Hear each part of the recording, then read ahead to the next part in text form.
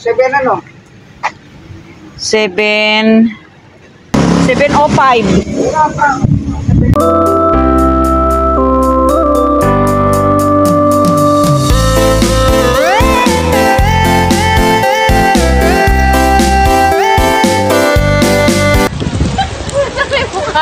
Tignan yung mukha niya.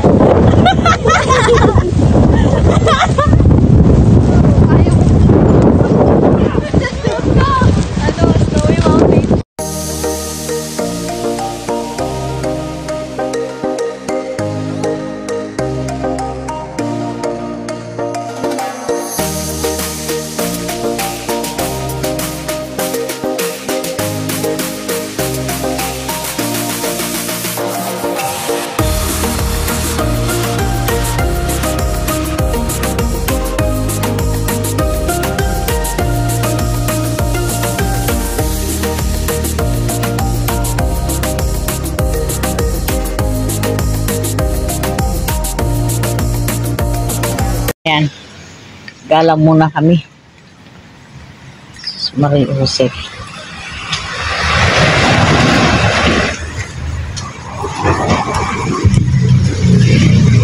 Sana hindi pa nakaalis si Mang Toto. Dahil mamaya-maya aalis kami papuntang Clark. Ayan.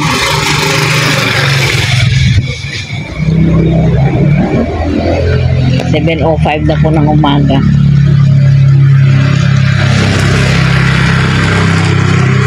Ito pala yung ano guys, dito sa area na ito, mas busy pala ito kumpara mo doon sa kabilang street. Yan, yun naman, tumbok yun din doon sa amin. Ayan. At dito rin pala guys, resorts to, marami rin palang naka-check-in oh. Kung nakikita ninyo, ayan oh. May mga rooms pala rito. Hindi lang rooms, houses. Ayan, may, ano kaya yan? Isda. Ay, manok. Oo, ayun o. Nilalako. Hindi ho pwede.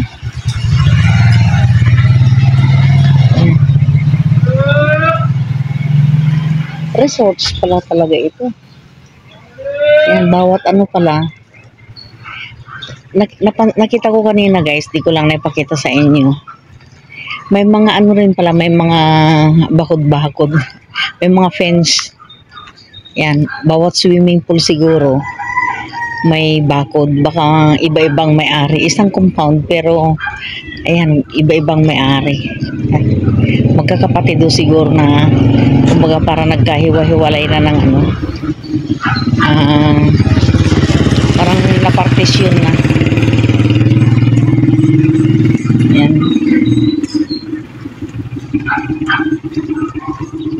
Wala yung mga palilog. Malawak pa pala ang ano dito. Mga bunting lote. Palagay ko dito nag-e-end yung ano. Oh.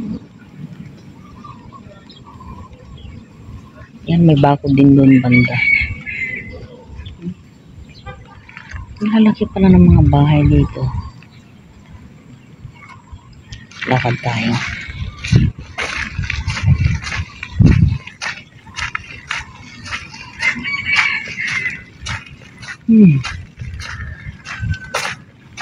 Tingin ko may daanan din dito. Ay, kailang maputik oh. Balik tayo.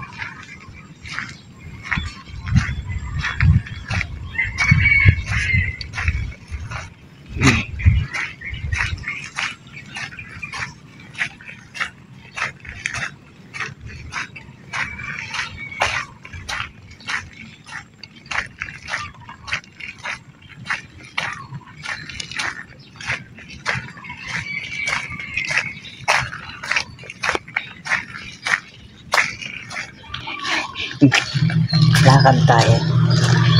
Dito para sa skinita. Ito siguro ang bahay ni Carlita.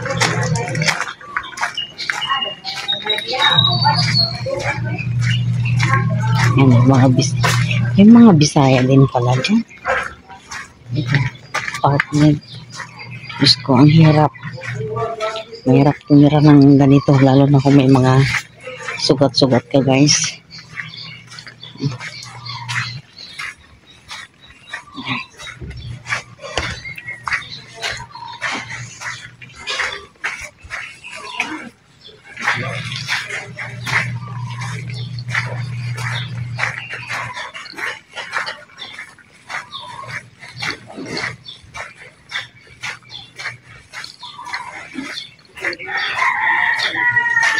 Kailangan isang oras talaga ang guys paglalakad natin.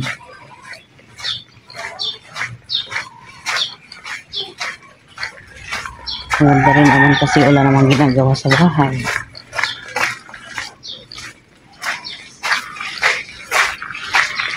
Yan. Buti na lang kahit na ano dito, kahit maputik, hindi naman madumi. Hindi ka talagang mandidiri na maglakad-lakad dito. Yan. Sana nga dyan si Mang Toto.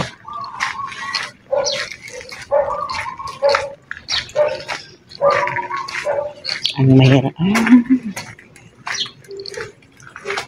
Hindi ako nakasiguro. Dito siya. Uy. Hindi. Ay, doon sa kabila.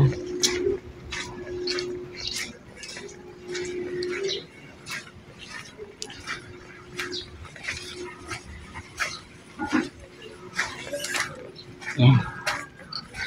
Yan, dito ang bahay ni Mang Toto.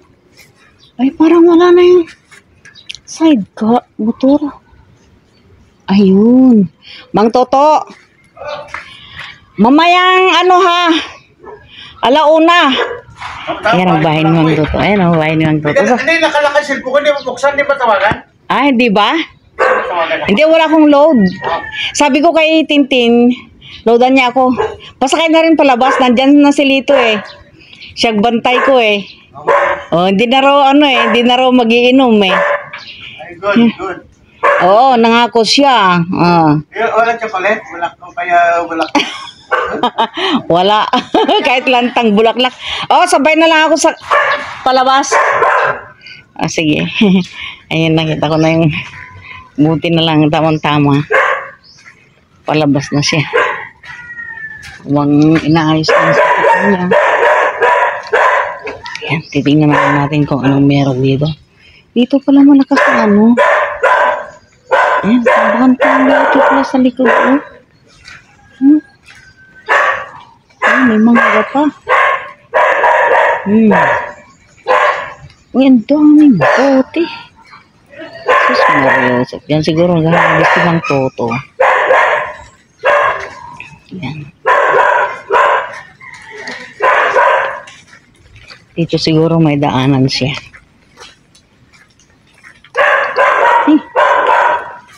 Okay ah. Pwede nga siyang magtanim-tanim dito ah. Kasi dead end ito eh. Yan no. Uy.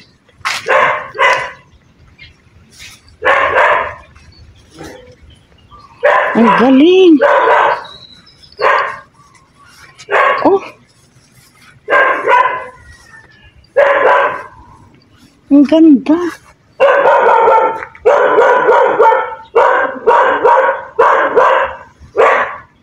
Ano? Dami ito. Ano ba ito?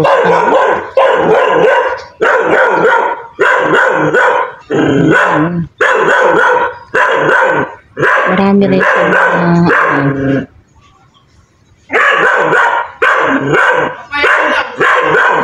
Ha? Hilaw? Wag na. Ang kailangan ko sa bago.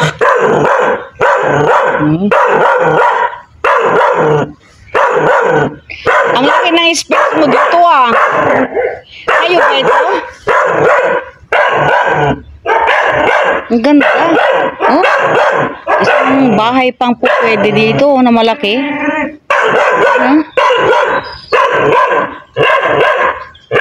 Huh? May himbaba dito. Galing.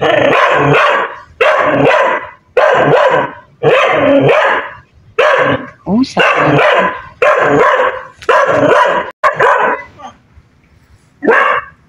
Hindi nakakalat na. Yan o.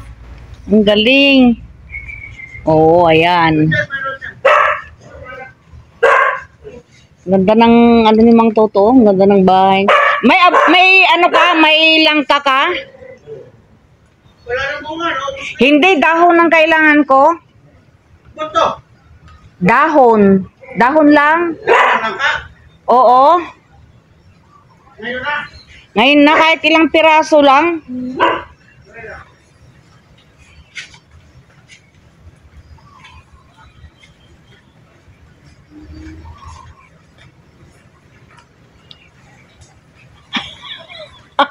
Ano itong kulungan na ito?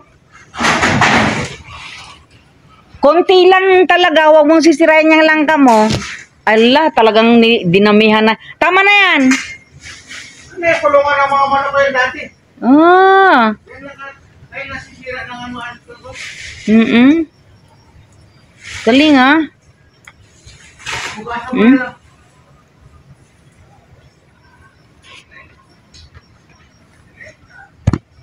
Ang ganda kaya ng ano, ng area mo. Oh. Sabi ko sa anak ko, 3M. Dahil dito. Wala kang nakakibol lang na nakakakot sa mo dito. Ano ka? Pagsisisihan mo ito. Pagka ibinenta mo ito. Pagsilin mo, para dito na kayo. We. Kahit ilang ka na po diyan makatira, pwede. Oo, pero hindi na kami ano dito. At-transfer na sa pangalan ko pa dito, ang lupa nito. Kaya nga, meron kanino ito? Pagpili mo doon sa Troyano, dito na. Kanino ito? Kanino ito? Ano na yan? Ibinenta mo? Hindi. Iyan, sa kayo doon, isang doon, tinawa ng bituka ng kanyang luti. Oo. Yan. Ah, sa kanya rin ito. Ito lang may-ari yung binili niya. Oh, ito isasarado. Pagka kailangan na niya, isasarado mo na ito. Hindi, kay Luwel doon pa yun, sa kayo doon. Hindi itong gate mo. Kailangan mo. Doon lang, bubukas ulit. Doon sa Oo. Temporary lang pala ito. May alawas yan dito nga, isang bahay pa nga dito nga bakante. Hindi, kay Luwel. Kanino? Wala. Ito dito sa bahay mo? Ha? Galing ha? Sige. Sasakay na lang ako. Op. Ibon. Hindi nila alam kung saan sila dadapo. Kasi wala na yung ano dito, yung puno. Kunti na lang ang mga dahon na itinira. Oh. Ayan. Yan. Maghanap sila ng matitirahan nila siguro dito. Maganda-ganda pa, marami pang dahon. Marami pa naman pala yung banda dyan. Kailangan pa ho natin ng mahigit 20 minutes na paglalakad, kaya tuloy ang lakad guys.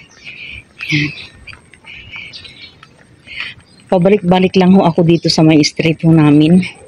Ayan, nakapayong ho ako para hindi ho ako mabasa. Kailangan kong mapagpawisan. Sabi ni Doc, 1 hour daw. Yan. Kaya, ito minamadali ko ang paglalakad guys.